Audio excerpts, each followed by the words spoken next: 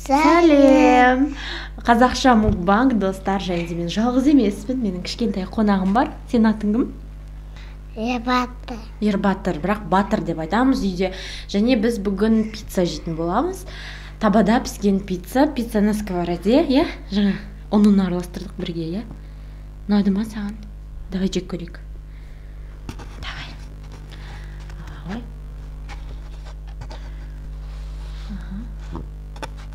Бұл кісінің бірінші түсуі мукбангқа.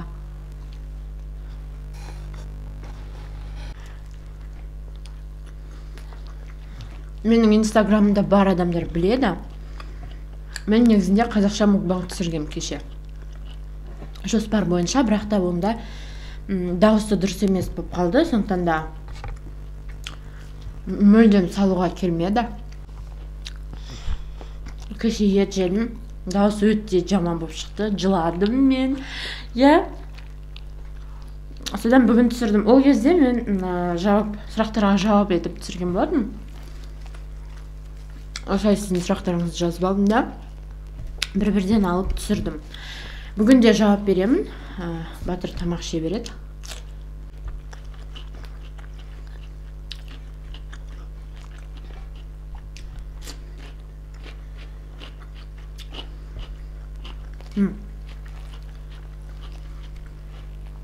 Мисс Анафи деген. Анафи. Дұрыс емес оқысам кешірім сұраймын. Сіз TikTok түсінесіздер деген сұрақ қойып қойыпты. Түсінесіз бе деген болсаңыз түсінем. Көрем, менің сіңілдерім бар. Олар TikTok түсіреді. Оның қоса Инстаграмға шығып тұрады, сондықтан да оны көрем, бірақ мен ойлаймын, түсіресіз бе деген сұрақ болды ғой. TikTok түсірмеймін мен. Батыр түсірген, иә? Қандай түсірдіңдер? Елка болдыңдар ма? Сосын? Исем. Нені? Чуть-чуть. Чуть-чуть? Саған ішуге бола ма кола? Иә, чуть-чуть. Кім айтты? Барсын. Кім? Барсын. Бажан деген. Амбот.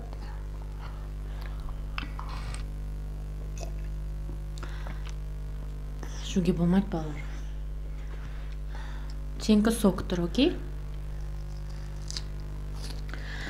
Түсірмеймін, менде телефонында жады өте аз, сондықтан TikTok'та лақтырмадым да өзіме, шыным керек. Келесі сұрақ, Исмаил Кулаев. Дұрыс емес оқысам кешірім өтінем. Хотела бы изменить свою жизнь. Какую жизнь ты бы хотела дейді. Қазақша видеоның астына орысша сұрақ жазып қойыпты. Дегенмен де қазақша жауап бере салайын. Және де осы видеоның астына өз сұрақтарыңызды жазып аласыздар. Соң келесі видеоларда мен жауап беретін боламын. Давай, на.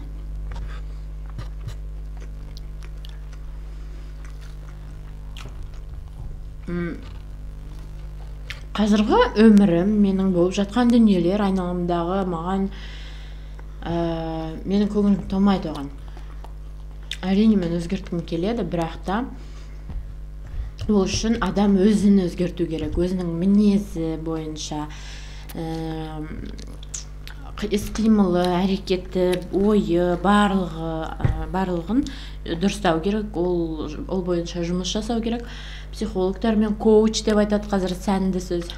Сондай адамдармен жұмыс істеп, өзіңді өзгертіп, қана айналаңды өзгерте аласың. Сондықтан да жауабым иә, өзгерткім келеді, бірақ қандай өмір екенін мен содан кейін бөлісе жатармын, егер де айтқым келіп жатса. Бірақ нақты мақсаттарым жоқ. Бірақ қалай өмір сүргім келетінін мен білемін. Келесі сұрақ. Ой, тұрма. Арай 6324 деген атпен маған жазып жүріпті. Кенжегүл Айжан, привет деп айтыңызшы. Видеода деп мына кісі өстіп отыратынын білгенмін, дегенмен де тамақты жеп тыныш отырғанына рахмет. Айжан, Кенжегүл, сәлем. Менде бешбармақпен видео бар, білесіздер. Барлығы астынан жаман пікірлер қалдырып кеткен. Мынау не бешбармақ? Жоқ, бес. Сен кім?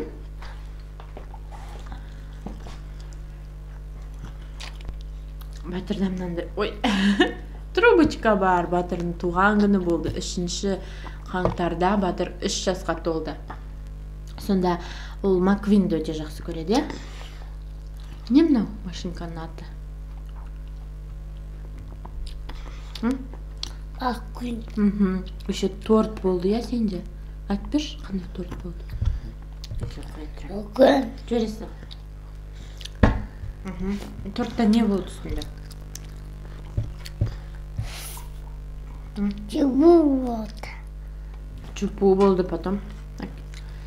Потом майна болды. Иә, еще? Все. Еще? Майна. Маквин. Жүрген не сен? Иә. Үлкен торт заказ берді, 2 килограмм. Маквинімен. Батыр 3-ке толды. Енді Батыр 3-те. Да? Сұрақты оқи берейін. Қанат жазыпты. Мукбанға қашан келдің? Ютубтан қанша табасың дейді. Қанат Құспанов деген азамат. Мукбанға мен осы жылдың өткен жылдың ақпан айын, наурыз айында ма? Кетпе! Кетпесі! Аяғынан отыр мен. Сосын бітіреміз видеоны, ха? Потом? Помидор? Иә. Осы жылдың бізде Өскемен қаласында карантин басталған кезде түсіре бастадым. Ең бірінші видеом Чечевица көжесі болған. Ау. Сок. Солай бастадым, бірақ та табыс көзін мен әлі ақша алған жоқпын ютубта. Бірақ ютубта монетизация деген бар. Сен ютубқа запрос тастайсың, маған ақша төлеңіздерші деп.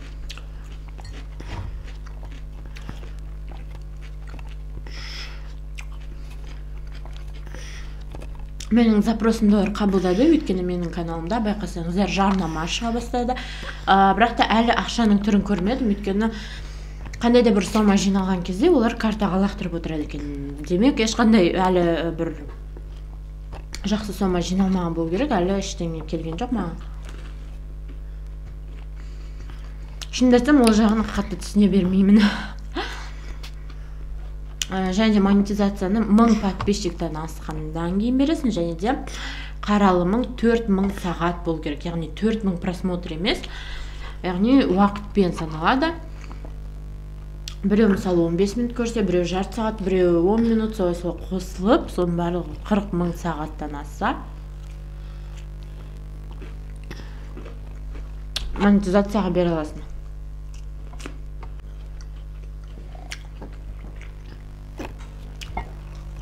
Солай менде уақыты асты, подписчик саны да асты, содан кейін мен запрос берген болатынмын. Біздің елка жанып тұр. Я, көріне ма?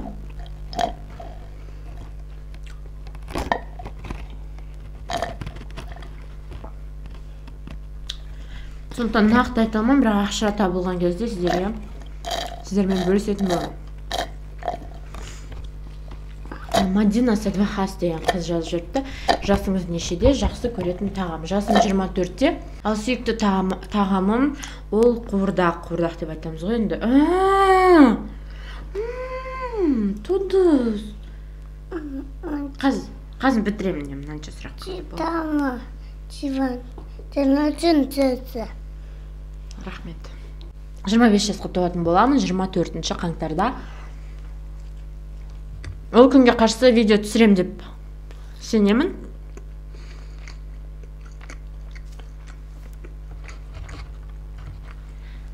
Сіздер мені құттықтай алу үшін.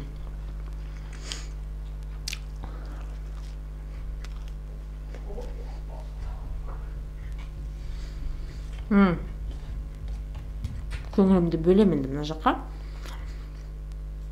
Балнұр Еркін. Жасыңыз нешеде деп қойыпты, жауап бердім. Так, 2 қағаз қалды. Шашыңызды жинауға болмай ма? Тамаққа түсіп жатыр. Тамақты ұстап жатырсың, содан кейін шашыңды ұстап жатырсың. Признак неряшливости, не обижайтесь дейді. Енді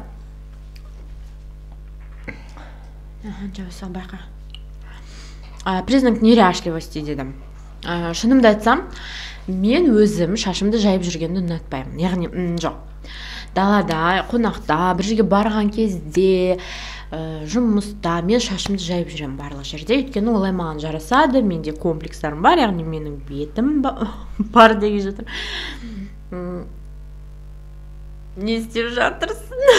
Көрініп тұрсың сені не видеода. Сондықтан да мен осылай жайып жүремін, бірақ үйге келген кезде мен міндетті түрде шашымды жинап тастаймын. Былай да емес, жалпы осылай резинкамен жинап тастаймын, өйтіп жүре алмаймын, өйткені үйдің жұмыстарын жасаған кезде, тамақ пісірген кезде мүлдем шашымды жайып жүре алмайды екенмін, сондықтан да жинап тастаймын. Соны біле жүріңіздер. Ал видеода көрікті болып отыру үшін, адамдар қараған кезде оларға сүйкімді болу үшін деп айтам ба, қалай айтам, енді өз түсініктеріңіз ғой. Сол үшін осылай отыруға тура келеді. Сондықтан ренжімеңіздер, шаш менікі, ол таза, тағам менікі, асқазан менікі. Сіздердің ештеңелеріңіз кетпейді. Оған мән бермей қойыңыздар деп сұранамын. Мен коламды ұрлама.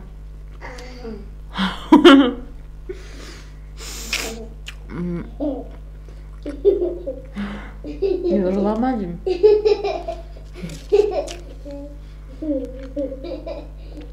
Астана, Алматы деген никпен адам сұрақ жазыпты. Жігітіңіз бар ма? Руыңыз кім? Игра престолов көргенсіз бе? Болашақта неше балаңыз болсын дейсіз? Бірінші руым Найман, Шығыс Қазақстаннан болғандықтан Найман. Игра престолов көрмегенмін. Мен жалпы киноманка емеспін. Яғни барлығы көріп тастаған киноларды мен көрмегенмін. Шынымды айтсам, мысалы, Сумеркеді мен бертін ғана көрдім, өте ұнады. Хатиконы да осы 2 жыл бұрын ғана көрдім. Және де барлығы таңғалатын. Қалай сен көрмейсің? Қалай көрмегенсің деп. Шынымен де киноманка емеспін. Және Игра престоловты көрмеген. Онда өте көп серия бар ғой деймін, қателеспесем. Маған қызықсыз болып көрінеді. Яғни тарихи кинолар, фантастикалық кинолар менікі емес. Мен бір әзілмен жеңіл жеткізілетін киноларды жақсы көремін. Болашақта неше балаңыз болсын? Мен отбасында жалғыз баламын. Менің атам жалғыз болған өзінің отбасында. Содан кейін білмеймін.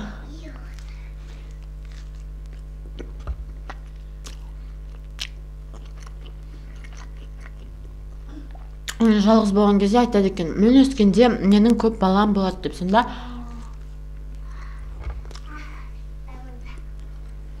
жеті баласы болды. Содан кейін ең бірінші немересі менмін, бірінші баласынан туылған.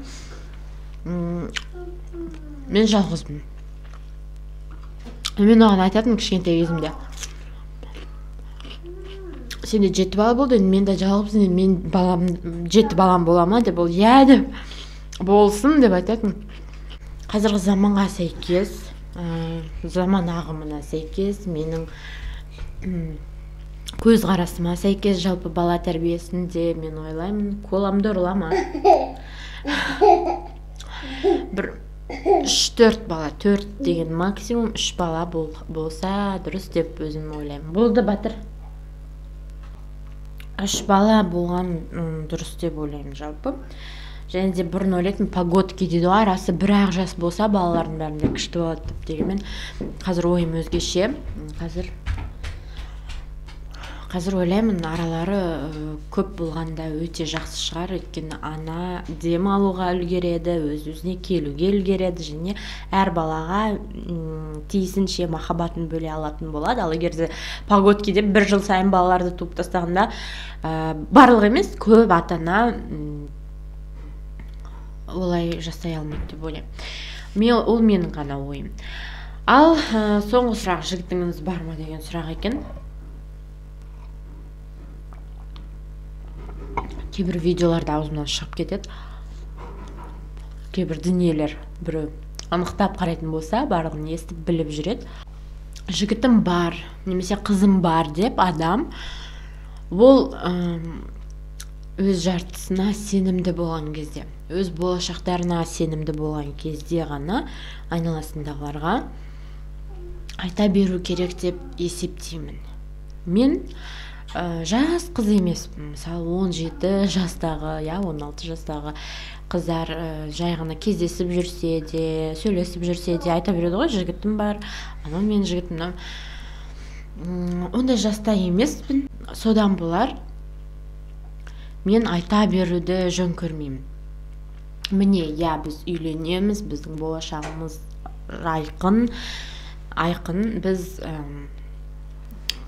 бізде нақты жоспарлар бар өмірлік, бірге бізде бәрі серьезно дейді ғой, серьезный отношение. Сол кезде ғана сенімді түрде ата-анаңа, айналаңдағыларға айта беру керек деп ойлаймын.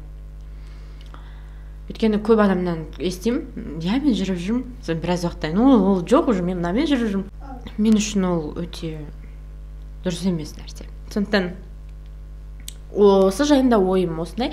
Егер де сіздер менімен келіссеңіздер,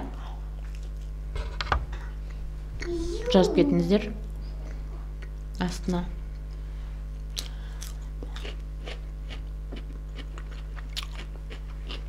Және бұл ойымды менің айналамдағы адамдар түсінеді және қолдайды. Сол үшін мен оларға үлкен алғыс білдіремін.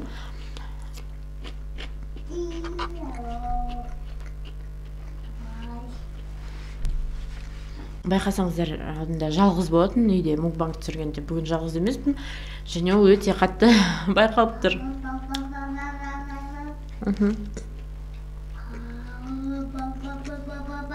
Келесі рет сұрақ жауап дегенде түсіретін болсам, осы видеоның астындағы сұрақтарды ғана алам, басқа видеолардан алмайым.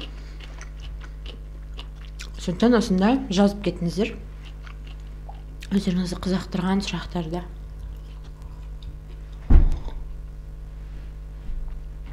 Неке осындай видео шықты. Біз үйдің пиццасын жедік. Қалай болды саған пицца? Пицца қалай екен? Дәмді болды, маған да өте ұнады. Тойдық, Рахмет саған мен видеома түскеніңе, мукбангқа түскеніңе. Сіздерге де рахмет, көріп, қолдау көрсетіп, лайк басып, комментарий жазып жатқандарыңызға мен өте қуаныштымын. Мың алғыс. Менімен бірге болыңыздар. Пока-пока. Пока.